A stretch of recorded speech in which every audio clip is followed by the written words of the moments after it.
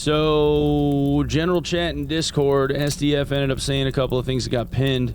This week's hotfix will be testing gear-based matchmaking. There you go. Okay, so this last bit, if we go to general chat, this wasn't pinned. This week's hotfix will be testing gear-based matchmaking. Let's play and give us a feedback. So there's going to be a hotfix later on this week that's going to change everything to GBMM instead of it being rank-based. And solo access to all dungeons. To achieve this, the monster density of each dungeon will be slightly adjusted for the solo queue. He doesn't say that it's going to be coming this week, so maybe it's like a hotfix for next week. They're going to do the solo map option. SDF said, solo will soon have access to all dungeons. It is very inconvenient to have to form a party to proceed with the quest alone. Interesting.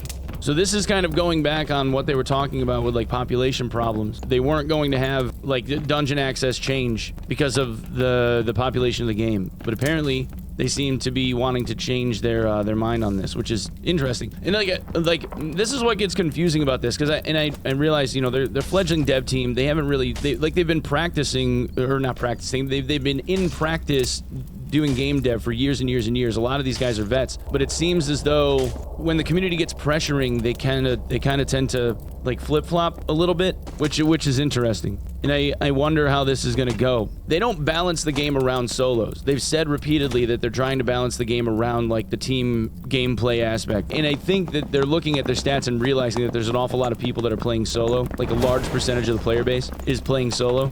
So I wonder if this is them maybe kind of like changing their tune on it a little bit. Then they said multiclassing is very soon. We've started testing it internally and it's more fun than I thought. We hope to launch it first in a test app next week, but we're not entirely sure. So this sounds like they're going to be putting it on the player test realm next week. Druid's work in progress version will be released within the month. So by the end of April, we should see a playable version of Druid, and I guess we're going to see multiclassing on the player test next week is what it looks like. Really cool. I'm down, dude. Yeah, let me try it.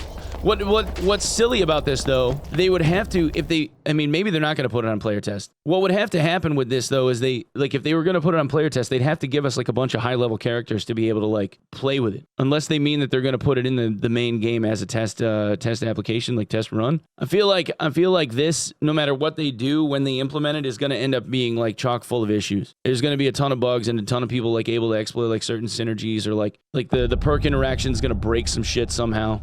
Solos get access to all, Gib trios and duos access to all. But see, they did that already, and that's the issue, right? Like, there aren't enough people to go around for that many queues. Like, there just aren't. So if you do that, it's just going to go back to what it was, where everybody complains that the lobbies are dead. You can't have it both ways, because the player base needs to be hundreds of thousands of people, like concurrent hundreds of thousands of people, for there to be like 140 plus different queues and have that work. It just won't work.